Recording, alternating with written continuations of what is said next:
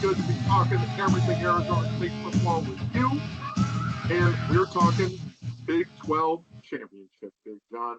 The Devils go into Dallas and take out the Iowa State Cyclones, blowing them out of the building and claiming the Big 12 title in their first year in the conference. Whenever nobody saw it coming, nobody saw it happening, even us. And the Devils have done it. They are the Big 12 champions, and they are going to the college football playoff. I'm the RyKno, Ryan Knowles. Here with me as always, Big John Caldwell. We are running with the Devils, and God, we're so excited to be talking with you tonight as the Big 12 champions of college football, and the Devils are going. They are going to the Peach Bowl, where they will face they have a bye. They will face the winner of Clemson and Texas on New Year's Day, and it's gonna be crazy. It's gonna be a good one. Big John, I know you're heading out there for the game. I unfortunately cannot, but I was there in Dallas on Saturday. See the Devils hoist that trophy with the confetti raining down and their name up on the big screen, champions of the Big 12. Oh, it was amazing. It was great to be there for that. And yes, we will be talking everything college football playoff, of course. We'll break everything down for you, and but of course we got to recap what happened on Saturday. As the Devils, looked like it was going to be a back and forth game to start, but they just came out rocking and rolling in the second half and put away the Cyclones to claim that Big 12 championship. And we've got a lot of storylines, a lot of things to get into. It's not just the playoff, not just the Big 12 championship, of course. A lot of things going on with this team right now we got to get into. Cam Skattebo, unfortunately, snubbed for that trip to New York for the Heisman. Didn't feel like he deserved it. Felt like he should have been there. Felt like they fifth place there, and there we go. As he was unfortunately not chosen, which is a bit of a snub. But hey, just one more chip on his shoulder. He's going to go off for a big game there on the first. But he was named a first-team All-American by CBS Sports in 24/7. So kudos to him. He'll certainly rack up the hardware before it's all said and done. And then the off-season officially begins in college football as the transfer portal opened yesterday. We'll tell you about all the Devils who went into the portal and who they could be looking at. We got to give our wish lists for the team next year. We'll certainly be talking about that later on in the show. But of course, we got to talk about the Big 12 championship on Saturday. The Devils claim their first conference title since 2007 when they were co-champs of the Pac-10 with USC. Their first outright title since the Rose Bowl season of 1996. And John, that's a long, long time to wait for a conference title. So hats off to the Devils. They are Big 12 champs. And we've long-suffering fans, a program that has shot itself in the foot a couple times, and that's us. But really, everybody says we went from 16th to first, and that's true on one level. On another level, we were 3 plays away from 6 wins last year. So in other words, we really weren't a 3-9 team. We were more like a 6 and 6. We weren't that far off. No. And there were there were plays, there were times when you could see that this team was legit, that they had something in them. Last year, they were moving in the right direction. It wasn't resulting in wins necessarily. No, injury bug killed them. They had some injuries. Some guys were ineligible that they could have used. The quarterback situation was kind of in flux. There was a lot to kind of work through, which they eventually did, and they did a lot of growing up during the season. I think the team that started the season to where we are now is very different. Especially defensively, but this is they did a lot of growing up during the season. They learned a lot. They came through some tough situations to ultimately raise that trophy there in Dallas, and that's the culmination of everything. And it's not over yet. They still have at least one more game to play. You talk about teams adopting the attitude or the personality of their coach. It's never been more true. That axiom really holds here, and for to think this was all Kenny or all the players, it's not. I've been talking about all year. The story really is how they got the most out of these teams, and how they got the most out of everybody's potential. And we kept saying over and over in this podcast, if they put these guys in the best position to excel, we will win. And that the beauty of it is, and I think I would really harp on this last podcast, we don't have the best players that are in this tournament, but we are really they're all over the country. They're saying, watch out for the Devils. They are a hot team. They're playing like a team, and teams win these things, not individuals. So that's my strong take is just getting into the tournament is all we really were asking for this year. It was, and the fact that we did it in year 2, this is magic, guys. This is freaking magic. Is what's going on right now, and hopefully we can catch lightning in a bottle and keep this going. I mean, as you said in the pre-show, it's all about how you react after this. Yes.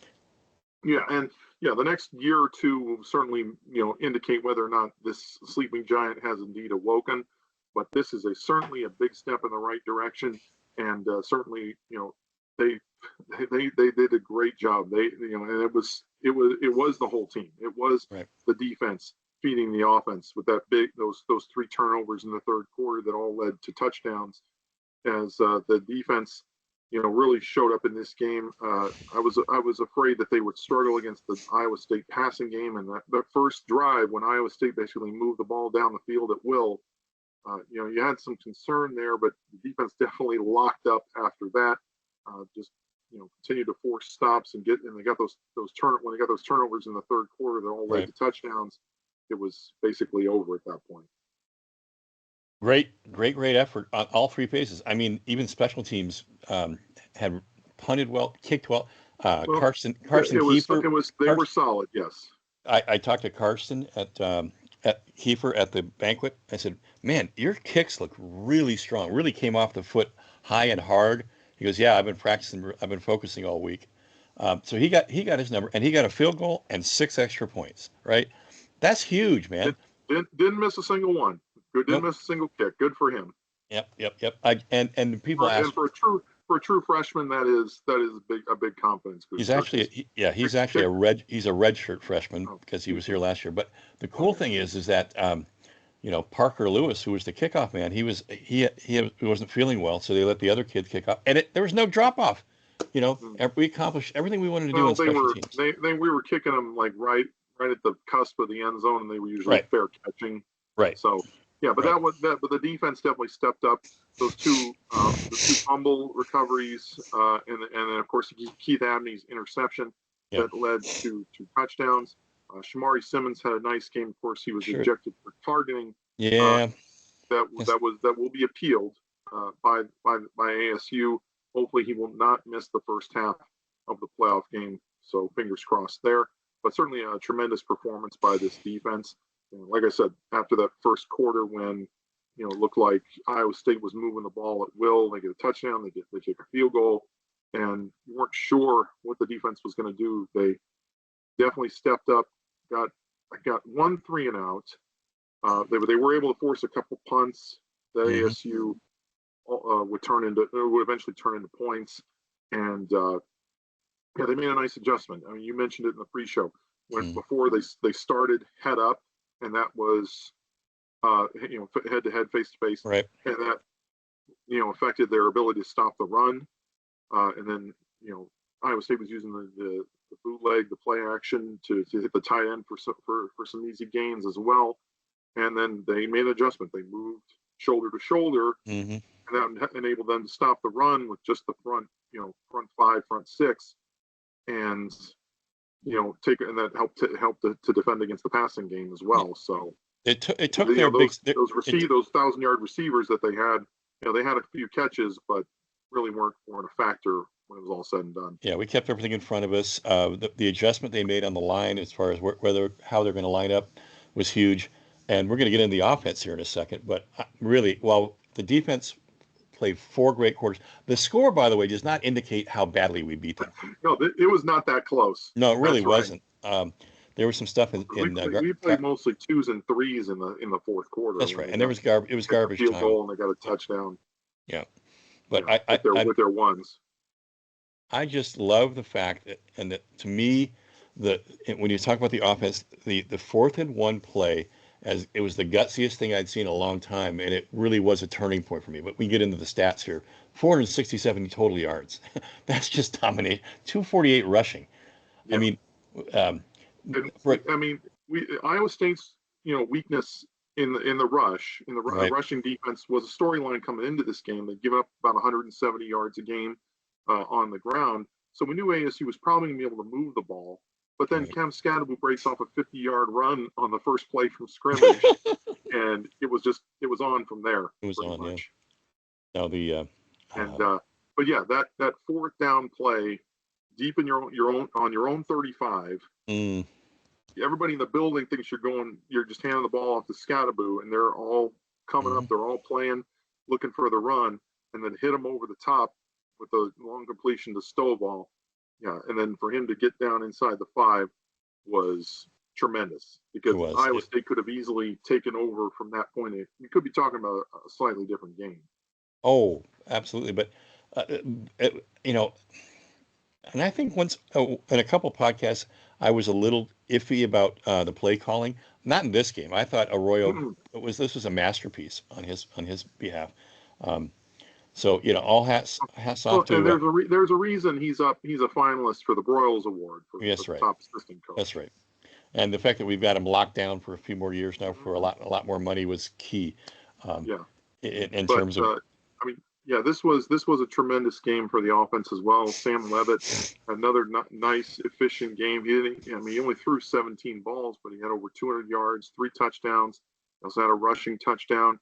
Had a couple nice. He looked that one down in the red zone where he kind of weaved his way through the defense, looking like Jake Plummer when he got down inside the 5. That was a great run.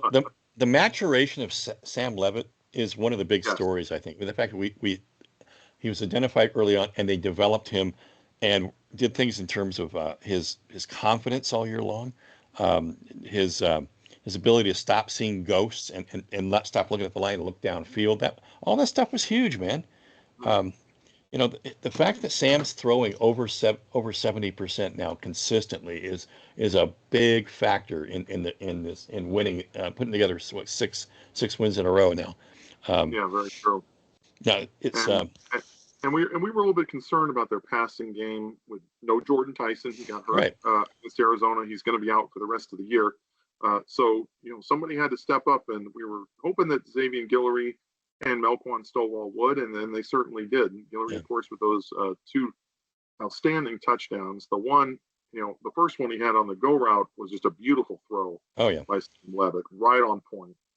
Can't throw it any better than that, pretty much. Yeah. And then on that third down, that long touchdown where he just made a great play on the ball. I still don't know how he caught that, because he It had to was go the man was full wrapped. Literally, he front was of it. wrapped up around them. Yeah, it was kind of Yeah, like the wrong set of hands were in the front of by the ball. Crazy.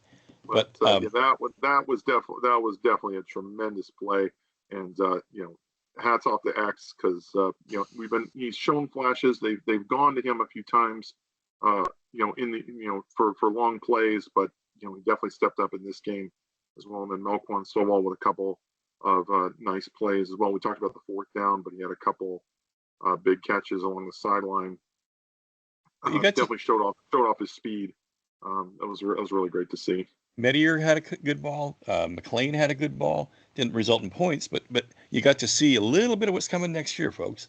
And Oh while yeah. we're all worried about losing Scat, I'm telling you, you're a player away in the portal from finding that right guy. And I know that they're doing that. Yeah, but And the passing game should be much stronger next well, year. it will be. And I think, Yeah. whatever we're losing up front for support. I mean, you made the point in the pre-show. We're a young team. There was only 11 seniors who walked that day, or 11 or 12 who walked 12. on Yeah. on senior day. So normally that's 21, 22, 20, not this year. We got a whole different kind of makeup here. And I spent a lot of We'll time, talk about the transfer portal here coming up, but we got to get into our players of the game, right? our championship edition of players of the game, presented by the Valley Athletic Booster Club. Support local athletics. Check out valleyathleticboosterclub.com. And then, I mean, who else can you pick but Cam Skattebo, who had another tremendous game. The guy just seems to be piling them up week after week. He's just a tremendous player, and just so much fun to watch. and some of those tackles that he broke were, I mean, just made your jaw drop because they were. I mean, he was dodging like 4 or 5 guys per play, and then just breaking it downfield for these long runs that were just crazy highlight reel type stuff. And he only did it on 18 touches. We said he needed to get 30 in this game. We thought it'd be a much closer game, but he did all this on not even 20 touches. This is amazing. 3 touchdowns, 16 carries, 170 yards. He averaged over 10 yards a carry. He was averaging 14 yards a carry at halftime. And of course, he had that one touchdown catch that was kind of the cherry on top there at the end. And then that one pass. I had to put it in there, brother. It just made you go that I think Dilly's reaction to it just kind of said it all. It's just like, no.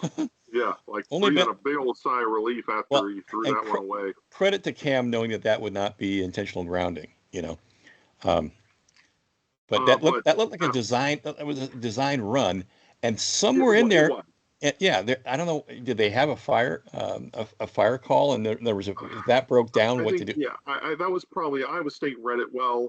They won the play pretty much, but thankfully, Cam was able to get rid of. He was running in the wrong direction. He ended up running like 20 yards in backwards, which was a big no-no. I don't know what he was trying to do, but he thankfully had the mindset, the wherewithal to throw it away, and it was a couple yards away from getting intercepted. That's right. That didn't happen. It looked like a Hail Mary ball almost. Yeah, pretty much. I mean, it was a throwaway, and everybody knew it, but thankfully it didn't result in a turnover down in your own goal line.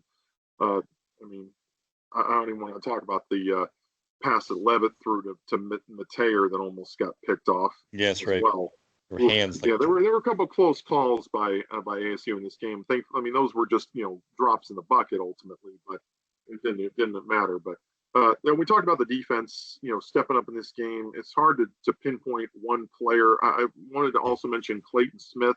A couple, even though he didn't, the pass rush got back to a couple times. It was hurt. Didn't result in any sacks other than Simmons.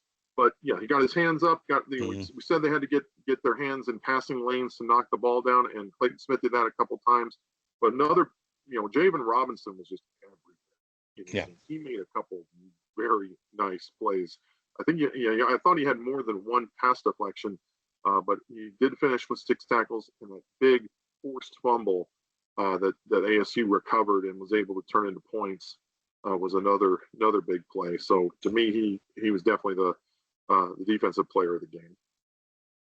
And then, so you can't argue with Cam Skattebo. There was nobody who came close to getting. And sometimes, I think you make an argument for Sam Levitt, but as far as impact on the game, Cam Skattebo head and shoulders. Yeah, I mean, I can make a case for X being considered, but no, he didn't. I mean, he only had the 2 catches. They were both for touchdowns, and they were both for touchdowns. So he made his time count, and his touches really count.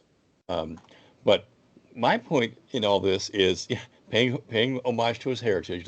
And even the national media caught on to that, which is great. I'm just thrilled that so many new people got to see us play, and it did not hurt our seeding at all by everybody seeing where the committee seeing how well we do play. And folks, we're a hot team right now. We're playing like a team, and that's, I don't care. Other schools may have better athletes in the offense, and hey, vice versa. Defense is seeing what the offense is doing. They want to go out there and protect the lead. Well, it is truly a team effort. Aguano said it at the banquet. Kenny said it over and over. This defense is really into it. They're on the sidelines watching, yelling, and screaming, and pulling for the offense. And saying, we got your back in case something goes wrong. You don't see that on every team. No, you don't. What impresses me, so I put Alfred as my defensive player of the game, because he had a very nice game. It was very timely tackles. But I can't emphasize this enough, folks. This is magic this is lightning in a bottle we're experiencing right now. And I know they want to try to keep the band together for next year and grow on it. And we'll talk about portal and recruits in a minute. Most guys have said they're coming back. So yeah. Yeah. Well, I think everybody they have reflected their coach's personality. They really have bought in. They're doing what they're being coached. But the secret to all this, I think Adam Brennerman kind of said it well today. He said, Joe Connolly has got these kids ready to play. We're not tired. We're not giving up. We are late in the games. We look good still, Yeah, real strong. Yeah, conditioning, very, very important, very strong. Well, people last year were questioning if we had overtrained, and that was at it with all the injuries. Now, I think it was just, if you looked at the injuries, those were accidental things that happened to us last year. And you also talked about it at Tonazona, the way they were stretching out and preparing. They were doing, more stuff to avoid like soft tissue injuries and stuff like that. They really they kind of changed up the way they prepared and stretched out and got ready. They're you're not seeing a lot of the same ticky, little nagging injuries as much. And the one thing we talked about coming out of Camp T that we saw there was the real emphasis on turnovers. And if you remember our very first podcast this year, we all stated what we thought would be some of the keys. I said, you're going to see a huge uptick in turnovers by this team. And we did. I think we're at 19, 20, maybe 21 now. 21 now with 21 the three that we got against Iowa State. Yes. That's 21 more times to go score. Okay. Yeah. Which we did against Iowa State. Yes. And you said it was one of your keys last week. You thought we needed to be +2 in turnovers. Yep. We were +3. Yeah. So, in that kind of game where every play matters. There's no throwaway plays really in a championship game to me. No. That was why I said that, because I knew at least having the ball 2 more times is a big deal. We got it 3, and we got it 3 times. So the defense just went back out there. They didn't let up either. No. While the ones were still in the game, they were going out there and continuing to get stops. I mean, they didn't really let Iowa State score again until fourth quarter when Iowa State was still playing the ones and we had the 2s and 3s in. Yeah, it was garbage time for us. Time to develop some players. We just didn't play anybody in the fourth quarter to avoid injury. So like you said at the top of the show, it wasn't even that close. It should have been. No. It was really 45-10.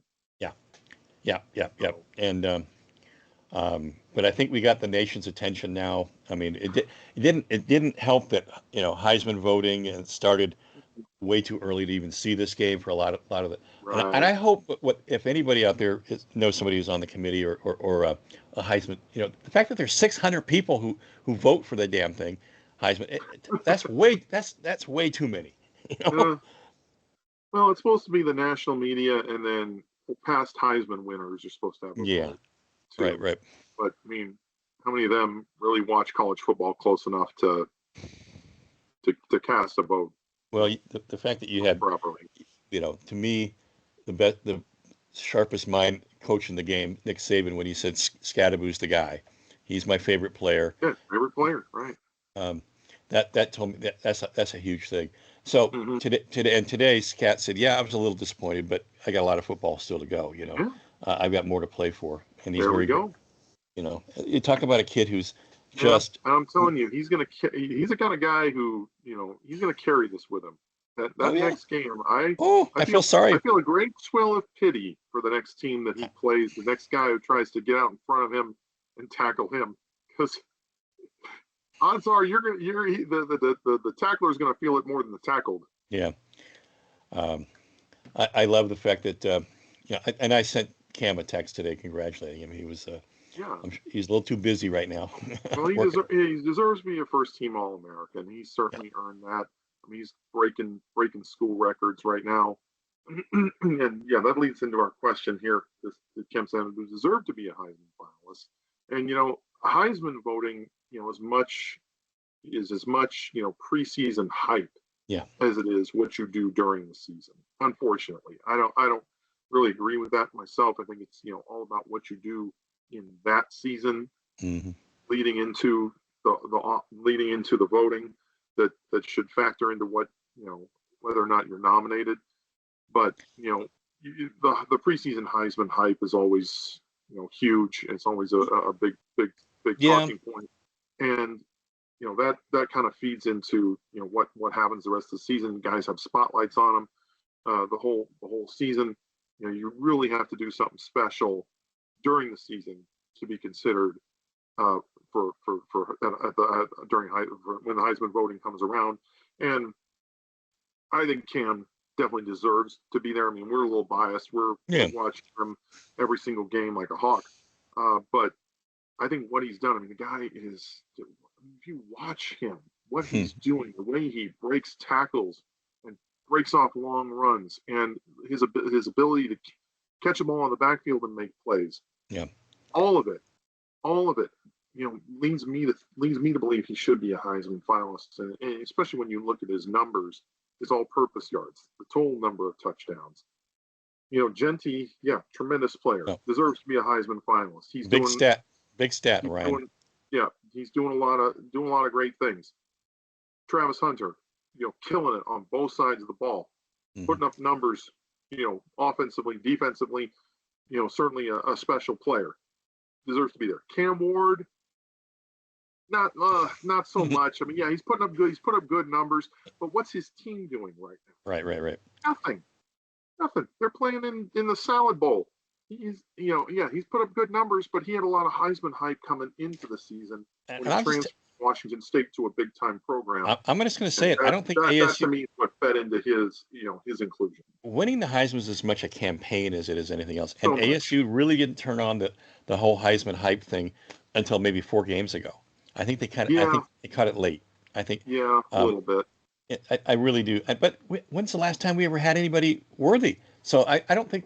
I think we got. Yeah, and I don't think we were. I think we're not good at it, nor are we. I read the tea leaves. And whose call is that? Is that Tamaro? Is that the marketing guys? What is that? That gets that whole thing going early. But thank goodness, he gets to keep playing, and some of those guys aren't. So I think that's the best. Dylan Gabriel, Ashton Genty, they're still playing. They've helped their teams to to get to the playoff. They help their teams win and all this stuff. Travis Hunter, he deserves inclusion because he's doing great. He's doing big things on both sides of the ball. He's, tremendous athlete. He's, doing things that nobody's ever done, really, except maybe like Charles Woodson. Yeah, that's a once in a generation kind of guy. Yeah, exactly. He deserves inclusion. Cam Ward, on an average team that collapsed at the end of the season. Yeah, he put up good numbers this year. He's, certainly worthy of a lot of postseason awards. But is he a Heisman candidate? I don't think so personally. And I like Miami. I'm a Miami fan, but I like Cam Ward. I think he's a tremendous player. But as far as a Heisman finalist, I would put Cam Skattebo ahead of Cam Ward. And I got a good case too. The guy in the trophy, that's a running back. Okay, so it should be a running back's trophy. Yeah. But I'm so used to being a quarterback. Traditionally, it's usually been. Yeah, quarterback or running back. Yeah, a couple of receivers have won it here and there, but it's mainly been running back or quarterback. But I don't know. I still think he deserves inclusion. Just based on what the season that he's had over 2,000 all-purpose yards. I think 20 total touchdowns. 22. Yeah. 22. Thank you. Those to me are Heisman numbers. No, he tied Whizzer White during his first touchdown, and he got 2 more. Yeah. So he tied the rushing touchdown record, and then broke the total touchdown record. Right. So we're looking at really Cam. I had him in my top 5 all-time running backs for ASU. He's kind of moved up to 3 or 2 after this. So here's the stat that I don't think anybody looks at this stat, but to me, there's a reason why he should be on that stage. Yards after contact, yards after initial meeting somebody. Oh yeah, nowhere close. Yeah, off the chart. He's above everybody else, and it's not even close. And you're too young to remember this name, but go watch film on John Riggins, who played who played. I know John Riggins All right. for Washington. I know Yeah. I know John Riggins. He runs like John. He attacks players like Riggins. He's the closest thing. There was a time when I was. A lot of people are trying to make comparisons on Yeah. him, and it's tough for me because I don't know if there's been a player quite like him because he's not as big There you go. 5'10". as a Riggins or an Allstott. No. But he runs big first and foremost, but he doesn't have the speed of a smaller back. It got better. It got better from last year. It's way better from way last better. year. You can tell it's a lot better. There's some of those long runs. He just doesn't have quite the home run breakaway speed you'd like to see in an NFL back, but he's still capable of getting the tough yards. And there's a place for guys like that in the league. To me, it's almost like a not as big, but kind of reminds me of a Larry Zonka. There you go. Yeah, Larry ran hard. Big, kind of a physical, very, very physical runner. Just a guy, even like a Rocky Blyer, kind of, not the biggest guy. Nope. But ran big, very physical. You get him out in the open. He's a guy, seeing come at you like a freight train, and you're making some business decisions at that point. So there's another really great running back who ran with force like this. That was John Cappelletti, who won the Heisman for Penn State back in the early 70s, like 71, 72, I think. And that guy ran with a vengeance for 2 years for them. But so yeah, it's hard to put him in anybody's comparison as far as profile, but and people have been telling me for all year, Cam's a 6th or 7th round draft pick. I contend it's all about fit. If somebody needs that kind of not every down back, but somebody who he's going to definitely play special teams for somebody, and he's definitely going to be a utility guy because of all the stuff he can do. You want to carry a guy on your team that can punt, guy can pass, guy can run. He does everything, right? You want guys want those guys in your roster.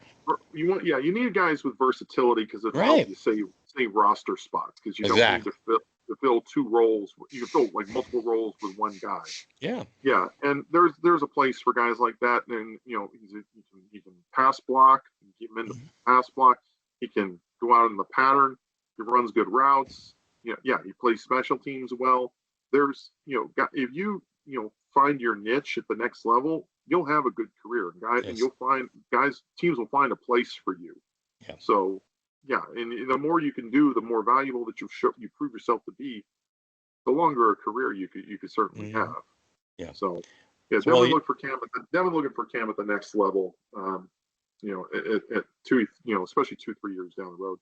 But with this win over Iowa State, ASU earned themselves a bye in the college football playoff as a conference champion, and they will play the winner of Clemson and Texas in the Peach Bowl as the 4 seed. We were hoping they might get the 3 seed. Obviously, that went to Boise State. An argument could be made ASU deserved it, but we won't pull at that thread necessarily. Yeah, I mean, when they talk about strength of schedules, and I don't know what side of the argument the committee's on, because they clearly weren't using that in the beginning of the year for their criteria. They supposedly wanted to use strength of schedule at the end. Well, but how can you put? I don't know. I'm very adamant we should have gotten that 3 seed. Just from the fact that I think the one thing that was in Boise State's favor is that they only loss on the season was to Oregon. And that was only by like 3 points. Right. It played them really tough, but that was really their toughest game of the year by far. Yeah, and the mutual opponent we had in Wyoming, we did a lot better than they did.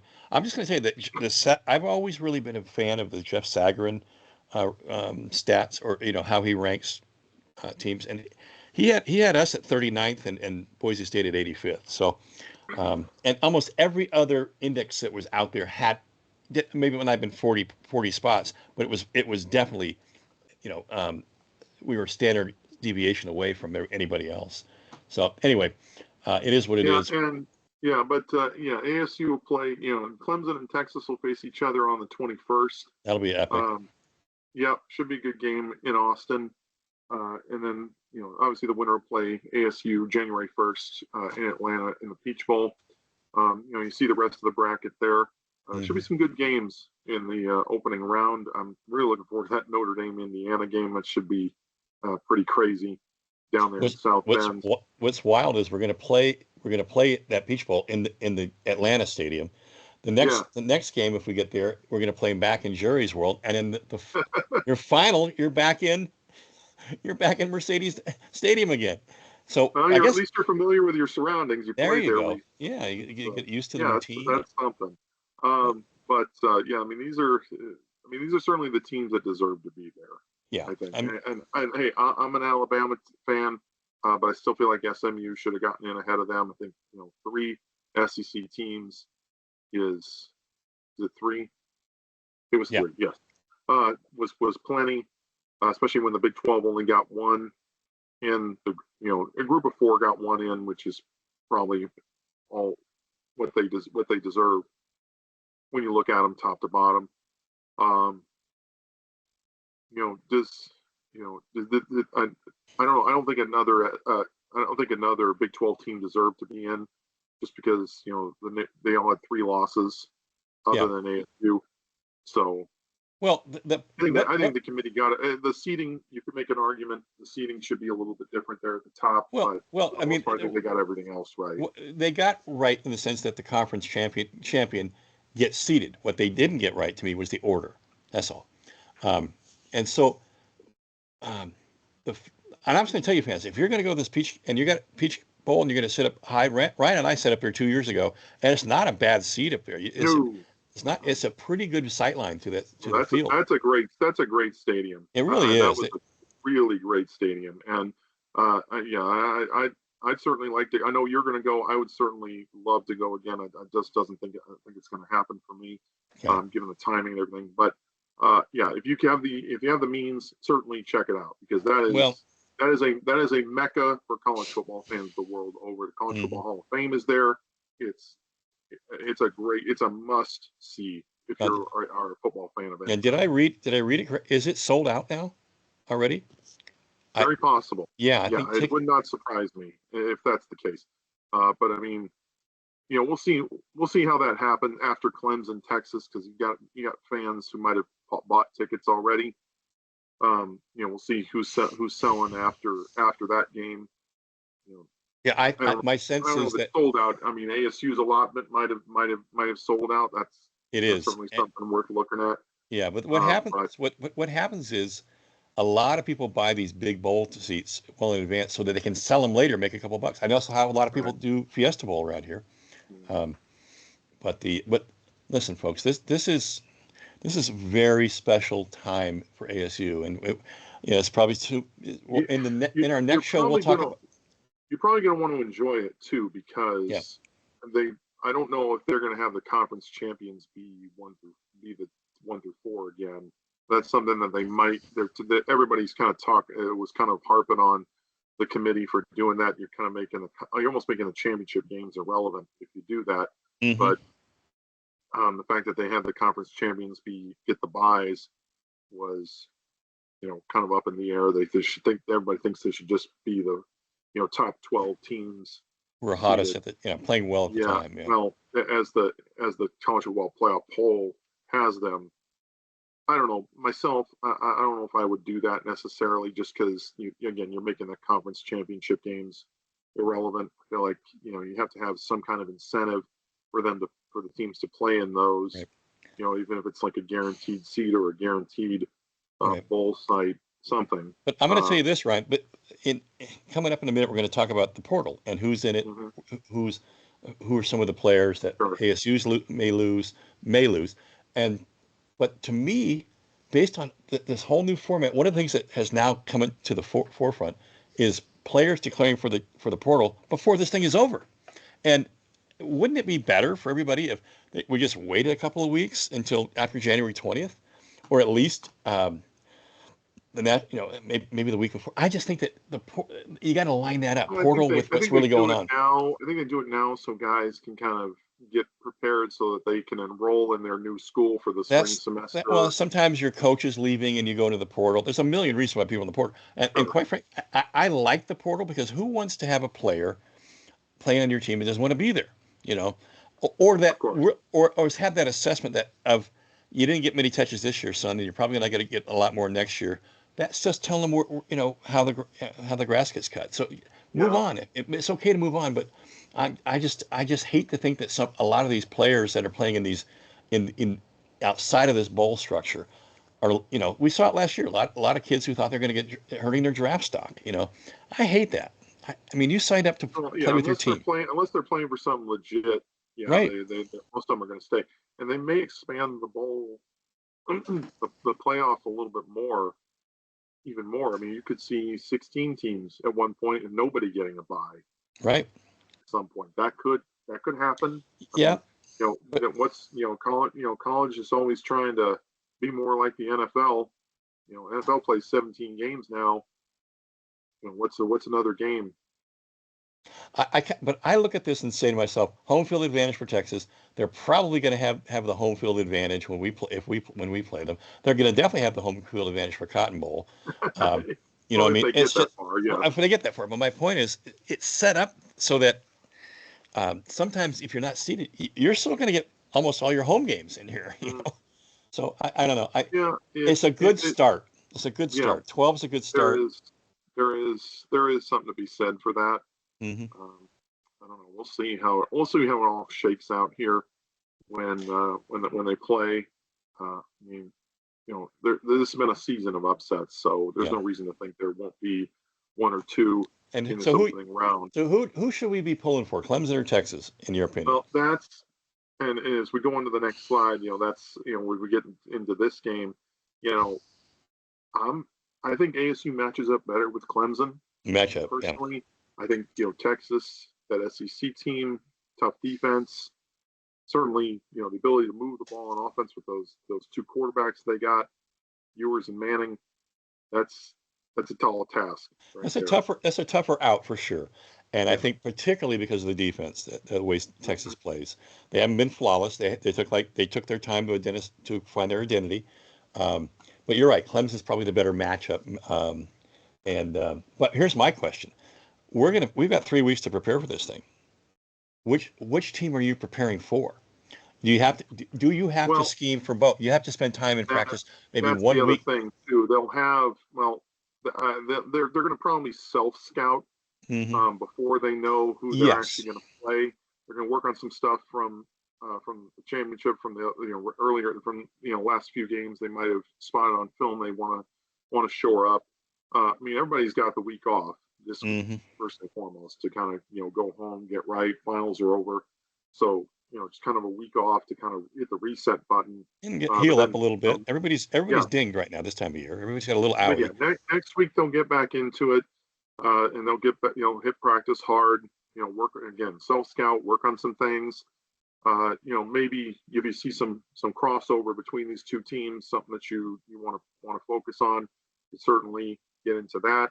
And you're 10 days, you're watching the film, watching the game itself.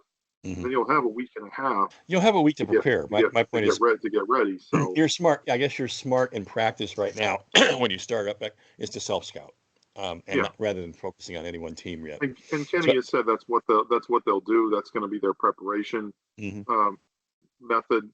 At least until they know who they're going to play, they're just going to work on themselves, work on a mhm. couple things that they need to shore up, and then they'll get ready for the Yeah. specific game. Well, once you know your opponent and you see the matchup, man, who you're going to be lined up with, that starts becoming a lot more. Those are much different kinds of practices. So, Yeah, um, certainly. I I think the mean, me biggest. personally, I think we match up better with Clemson. I think we have a better chance of beating Clemson. I think Texas is a much tougher team. Just as far as athletes go, Mhm, guys who are looking like definite pro prospects. They got a few on that team to be sure. they do. Uh, but Clemson's a hot team right now. I mean, Yeah. they kind of edged out SMU, but they're playing good football right now. They're playing good ball right now. The game really shouldn't have been that close. They had a pretty good lead most of the game, and then let SMU come back on them at the end, and Yeah. they were able to kick that long field goal to 50, was pull it it out. 56 or 54 yard? Was it It was 57 57? actually. Way past the kid's his personal best. Yes, And and that was huge. And ultimately is what gave ASU the bye. Yeah. Because SMU would have probably gotten it if he misses. Right. But or if the game would have gone into overtime at that point. But if SMU had won, they would have gotten the bye. But this is these are two tough teams. I mean, they're here for a reason. Neither one of them is going to be an easy out necessarily. I think Clemson's a slightly hotter team, even though Texas, they took Georgia to overtime. Georgia didn't have their quarterback, of course, right. But they're no easy test. They've been number one for a good part of this year.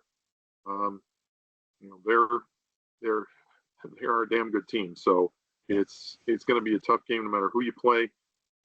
We'll certainly get into it the week before the game. We'll certainly preview. I'm just looking at who's in our side of the bracket versus who's on the other side of the bracket. Yes. And we may wind up having to play Oregon. Which is, but I can just tell you this: I talked to some players at the banquet. I said, "Who do you want to play?" Everybody. Well, I'd say the majority of guys I talked to said Texas because they want to beat that deep.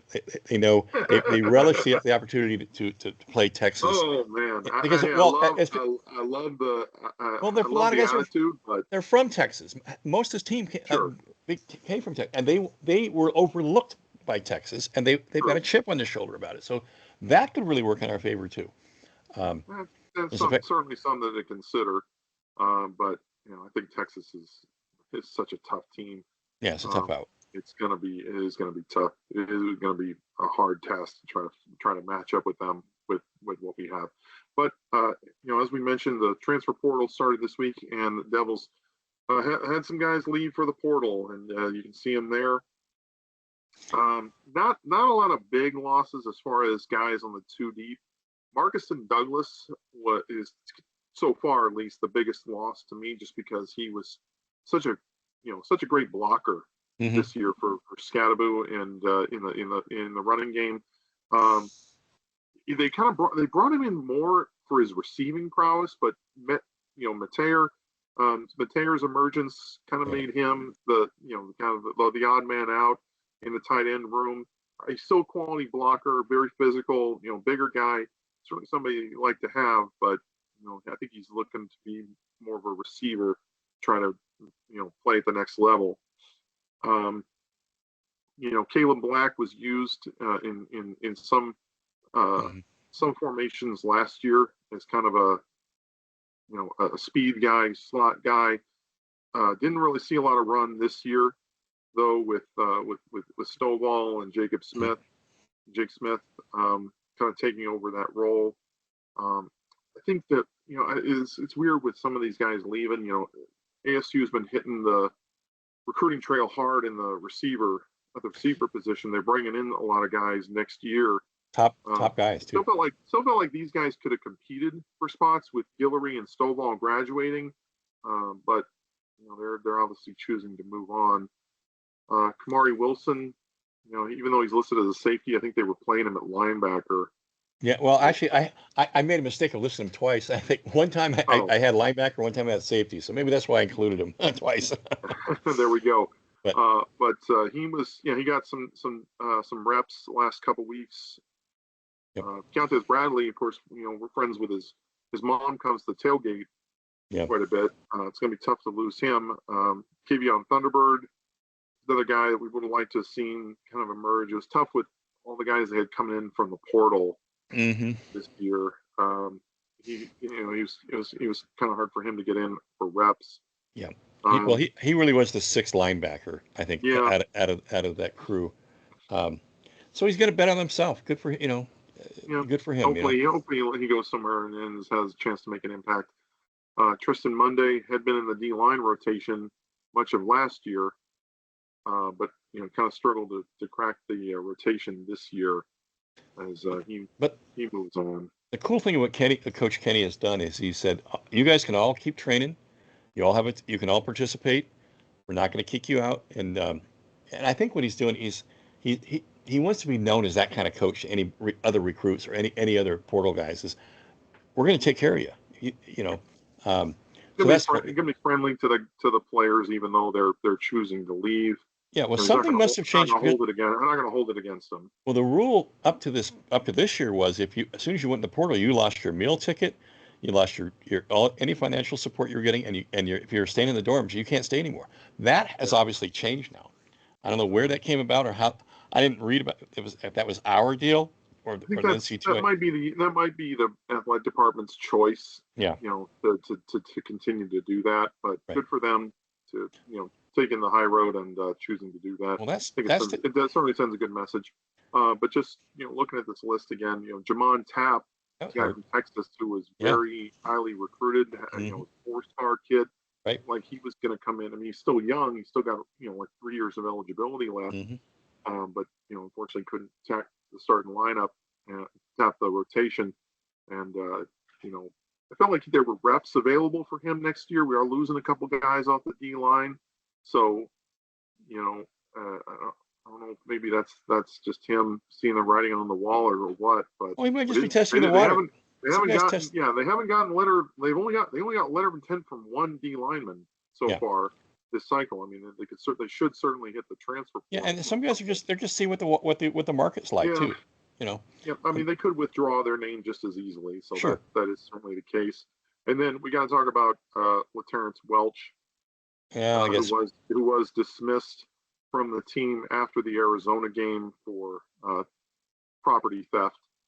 He was arrested by Scottsdale police and has been dismissed from the team, and then immediately went in the portal.